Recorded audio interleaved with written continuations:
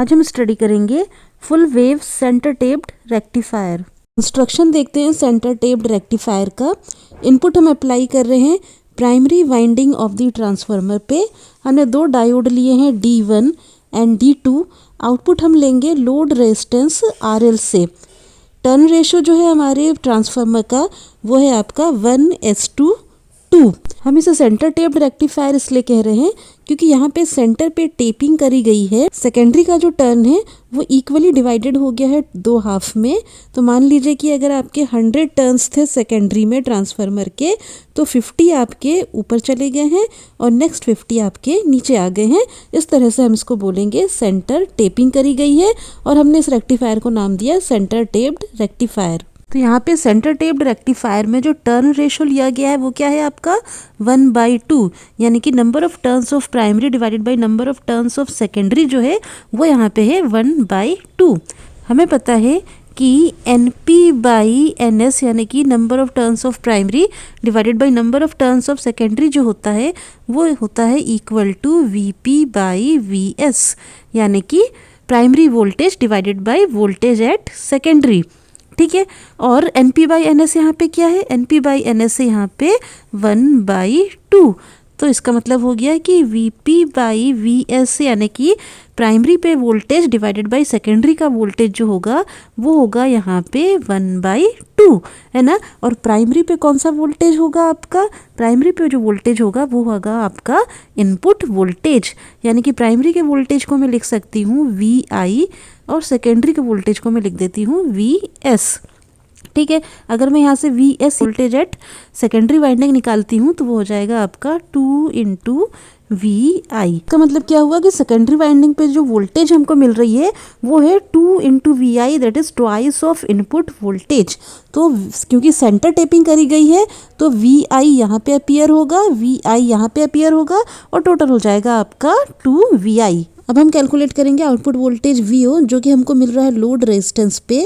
तो सबसे पहले हम देखते हैं कि जब इनपुट वेव फॉर्म VI की पॉजिटिव हाफ साइकिल आई, यानी कि 0 से पाई टाइम पीरियड की अगर हम बात करते हैं तो ये पॉजिटिव हाफ साइकिल कहाँ अपीयर होगी, ये अपीयर होगी ट्रांसफार्मर के प्राइमरी पे, है ना।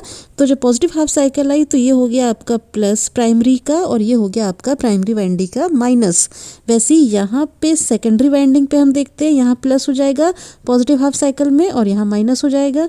वैसे ही यहाँ प्लस हो जाएगा और यहाँ माइनस हो जाएगा क्योंकि बीच में करी गई है सेंटर टेपिंग। ठीक है, इस टाइम पे during positive half cycle of the input supply अगर मैं D1 का स्टेटस देखती हूँ तो क्या हो जाएगा, D1 का एनोड पॉजिटिव है विथ रिस्पेक्ट टू कैथोड, यानी D1 जो है फॉरवर्ड बायस में है, कंडक्ट कर रहा है, ऑन कंडीशन में है। और अगर ये आइडियल डायोड में कंसिडर करती हूँ D1 को तो मैं इसको शॉर्ट सर्किट से रिप्लेस कर सकती हूँ। ठीक है, ड्यूरिंग पॉजिटिव हाफ साइकिल अगर मैं D2 का स्टेटस चेक करती हूँ तो D2 का एनोड क्या है, निगेटिव है विथ रिस्पेक्ट टू कैथोड, यानी कि इस टाइम पे D2 जो है वो रिवर्स बायस से ऑफ कंडीशन में है। और अगर ये आइडियल डायोड है तो इसको मैं ओपन सर्किट से रिप्लेस कर सकती हूँ। मैंने D1 को शॉर्ट सर्किट से एंड D2 को ओपन सर्किट से रिप्लेस कर दिया है। अगर मैं इस लूप में KVL अप्लाई करती हूँ, ये पॉजिटिव से नेगेटिव की तरफ आपका जा रहा है करंट की डायरेक्शन, अगर मैं यहाँ पे इस लूप में KVL अप्लाई करूंगी तो क्या होगा, दो वोल्टेजेस है मेरे पास, एक इनपुट वोल्टेज VI और एक आउटपुट वोल्टेज VO, है ना। तो ये क्या हो जाएगा आपका KVL अप्लाई करने से इस प्रेजेंट लूप में ये हो जाएगा आपका plus VI minus VO is equal to 0, या मैं कह सकती हूँ कि VO हो जाएगा आपका VI के इक्वल। तो VO आपका VI के बराबर आया, इनपुट वोल्टेज के बराबर आया आउटपुट वोल्टेज, कब, during positive half of the supply voltage. Input signal की निगेटिव हाफ आएगी, यानी कि पाई से 2π वाला रेंज जब आएगा तब क्या होगा, प्राइमरी वाइंडिंग पे जब ये निगेटिव हाफ आएगी तो ये हो जाएगा आपका निगेटिव एंड ये पॉइंट हो जाएगा आपका पॉजिटिव। वैसे सेकेंडरी वाइंडिंग पे ये पॉइंट हो जाएगा निगेटिव, ये पॉइंट हो जाएगा आपका पॉजिटिव, ये हो जाएगा निगेटिव एंड ये हो जाएगा आपका पॉजिटिव।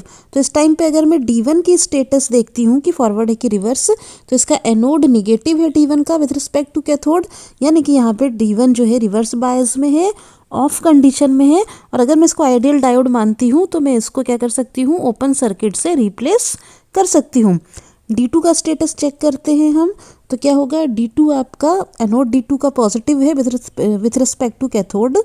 तो इसका मतलब क्या हुआ, यह है आपका फॉरवर्ड बायस में यानी कि ऑन कंडीशन में है, और अगर ये आइडियल डायोड है तो मैं इसको शॉर्ट सर्किट से रिप्लेस कर सकती हूँ। तो मैंने यहाँ पे D1 को ओपन सर्किट से एंड D2 को शॉर्ट सर्किट से रिप्लेस कर दिया है। तो यहाँ पे अगर मैं KVL अप्लाई करती हूँ तो ये डायरेक्शन ऑफ एरो होगा आपका पॉजिटिव से निगेटिव की तरफ। तो D2 वाले लूप में मैंने KVL अप्लाई किया है। तो दो वोल्टेज है हमारे पास, एक input voltage VI and output voltage है VO। तो ये क्या हो जाएगा आपका plus VI minus VO is equal to 0। या हम लिख सकते हैं VO को VI के इक्वल।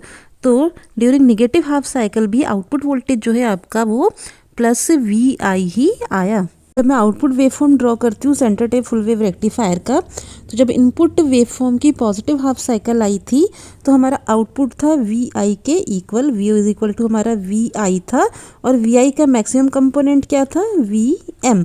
यानी कि हम कह सकते हैं कि VO जो है हमारा VM के इक्वल आया। ठीक है, और ये कहाँ से कहाँ तक था आपकी रेंज इसकी पॉजिटिव हाफ साइकिल की, 0 से पाई तक की। ठीक है, जब निगेटिव हाफ साइकिल आई आपकी इनपुट वेव फॉर्म की तो भी आउटपुट आपका VO is equal to VI ही था, और इसकी रेंज क्या थी, पाई से 2 पाई के लिए, है ना। तो 0 से पाई के लिए भी आपको आउटपुट मिल रहा है, जबकि आपका डायोड D1 कंडक्ट कर रहा था।